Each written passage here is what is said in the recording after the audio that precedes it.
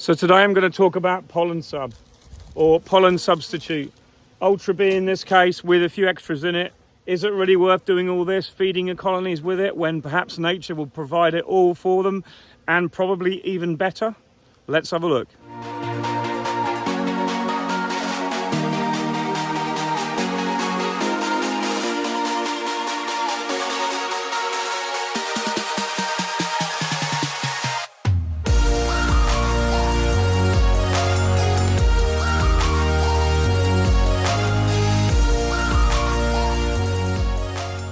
So today I'm mixing up some pollen sub where that will then go on every single colony and every single nuke's going to get some. So I've got some really nice ingredients this year, a little bit of an upgrade on all my previous products. So I'll talk you through it.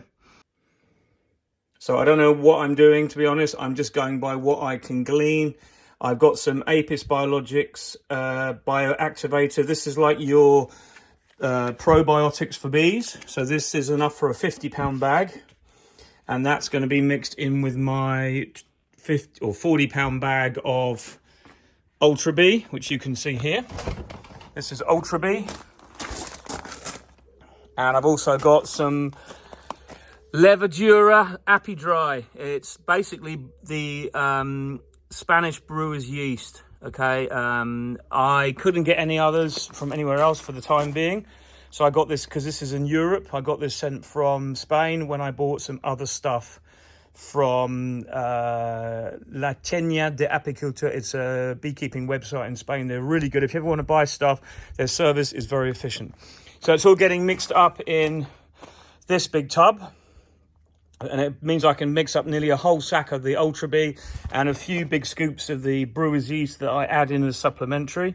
So that goes in as well.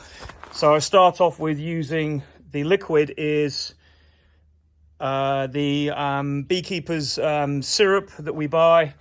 And I use that because it actually attracts moisture, so it keeps the mix moist afterwards. If you use sugar, I generally understand it. I've never actually used just sugar in the mix and water. I've always used this syrup. So it's an HFC fructose syrup that goes in as the base mix as well.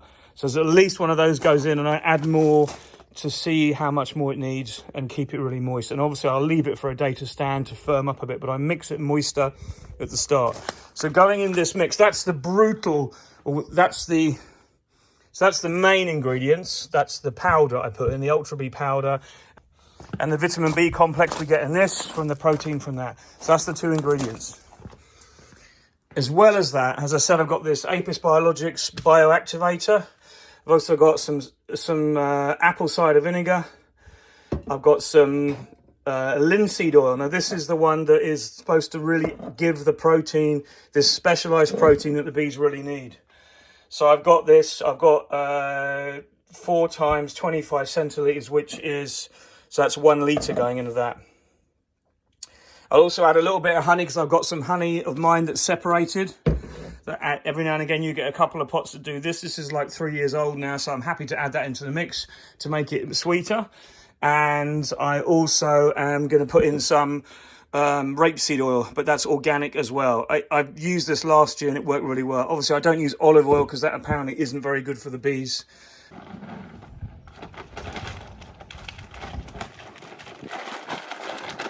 Whoa.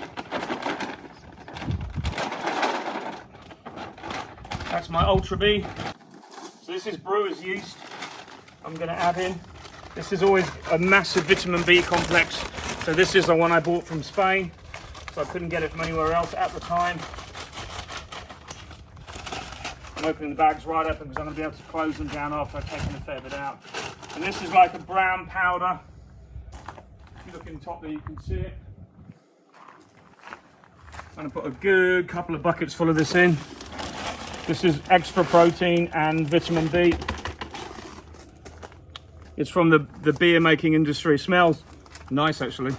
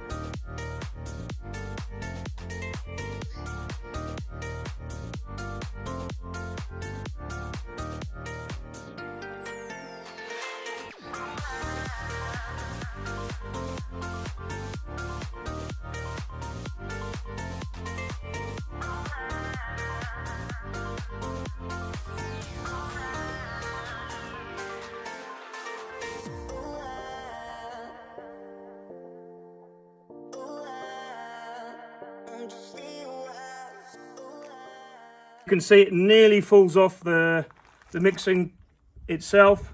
This is where you get a bit messy. You got to basically get it all and wipe it off the mixer. But this paddle mixer I bought is absolutely brilliant.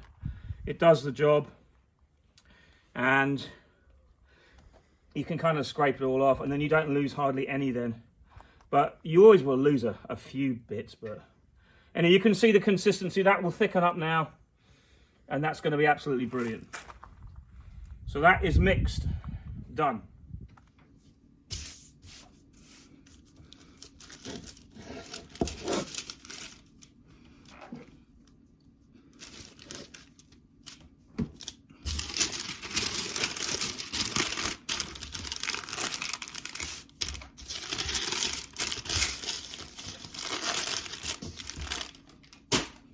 So literally I'm just putting it on top of the bees like that.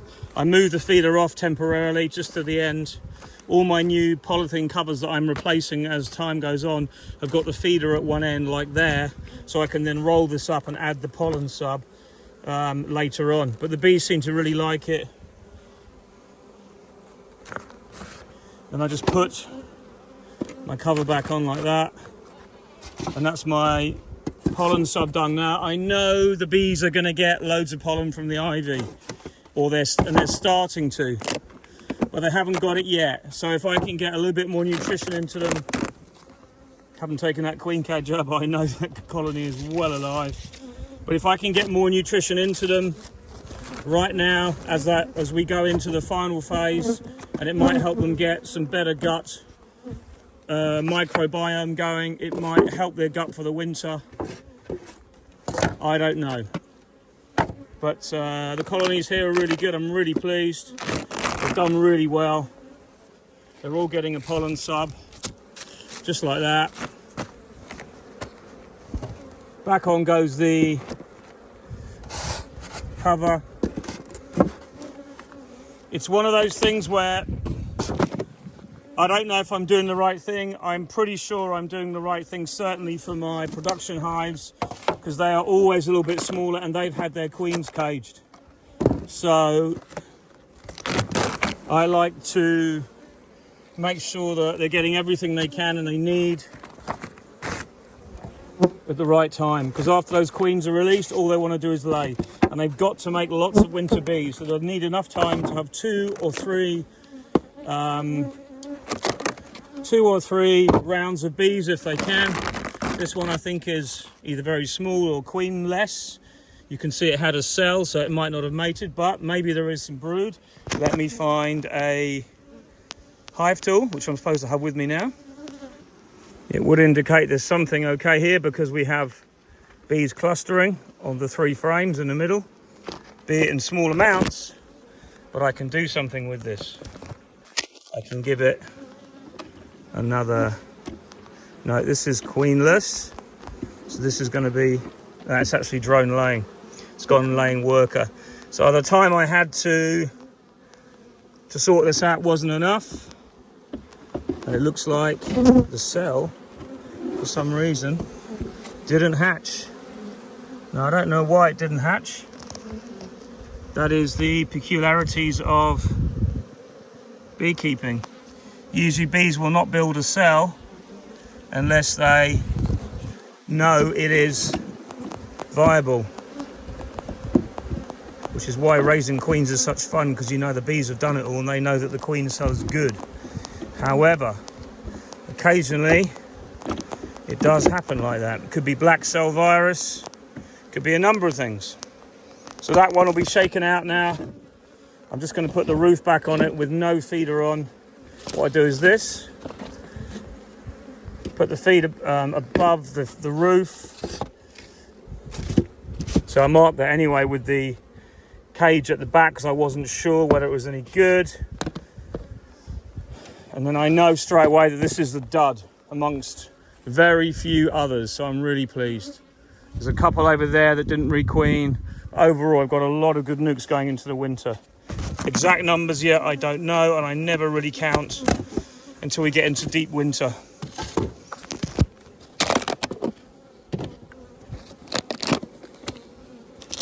some nice colonies though, you know, overall. The difference in the ones that are good compared to the ones that are not good, they're either perfect or they're crap, basically.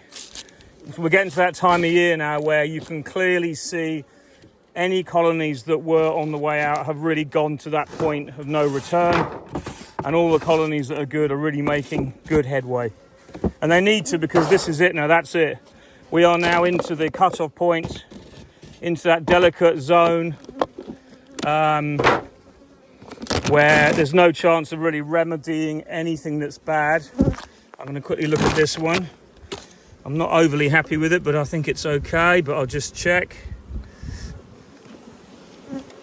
Yeah, we have brood. It's not brilliant. Maybe it's not a great queen. Anyway, we haven't fed as much as I should have done, so I could give that the benefit of the doubt and say it's light. Maybe we'll give it a bit more feed, but it'll have some pollen sub for now. And then we'll see how that gets on. There is brood there, so there is a queen laying. Occasionally you do get one or two like that. On my next pass, I will boost that and give it some liquid feed afterwards. But that's still alive.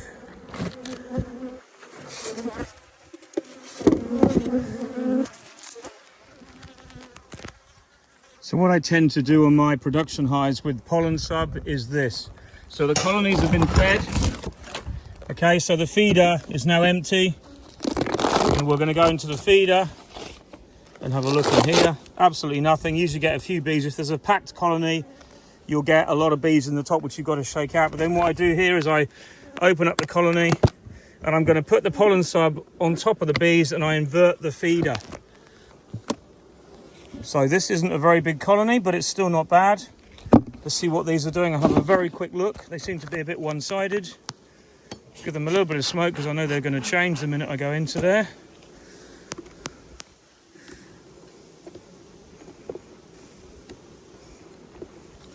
Seem pretty calm though, and it looks like there's plenty of brood. Look at that. So I'm pretty happy with that frame. Brooding up nicely. And they've all been treated, these with amatraz, as you can see. There's the queen, looking lovely. That's all I need to see with that colony. There's no point in looking any further. Just a nice relaxed colony really. So I get a nice big load of pollen sub. I'm gonna just make holes in it above, leave it like that across just at one side of the middle. I'll tell you why I do that, because these Nico feeders have partitions. So I put the pollen tray on, the feeder tray on upside down and just push it till it's exactly, so I know the pollen sub is there. Okay, just in that part. And also it gives me a chance to scrape my feeders. I give them the scrape while I'm out in the field and I just lose the debris. Some people want to collect it all up. For me, it makes no difference. But that's how I feed my production hives with pollen sub. So I know that when I come back, that'll all be gone and then I can take the feeder off, put the cover back on for winter, and that's them done. There's nothing I can really do. Obviously, I'll check the weight before I take the feeder off and check it's up to speed, but I don't want them really building comb under here. What I might do is flip the feeder around again if they're not up to weight, but there's loads of nectar coming in, and see what they do. And if they haven't got enough room, they'll build in the feeder, which isn't ideal, I know, but it works.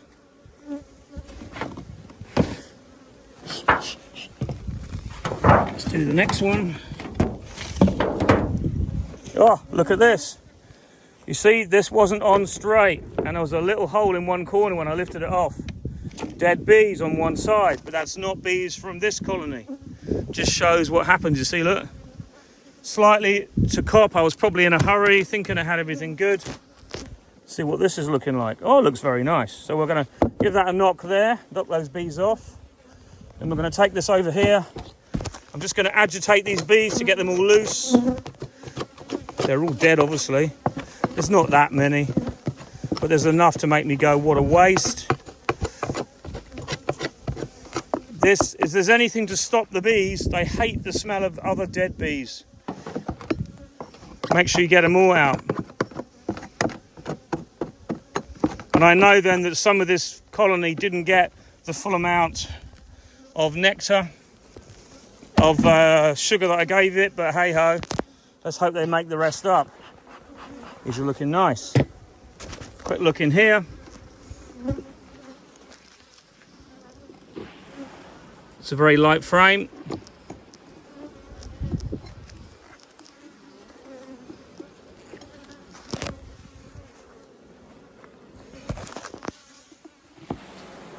And we've got a nice lot of brood there. I'm not going to dig down into this nest, but I can see eggs all the way throughout there, which is fine as far as I'm concerned. But I still need to watch the feed on this one. But I don't think he got its quota.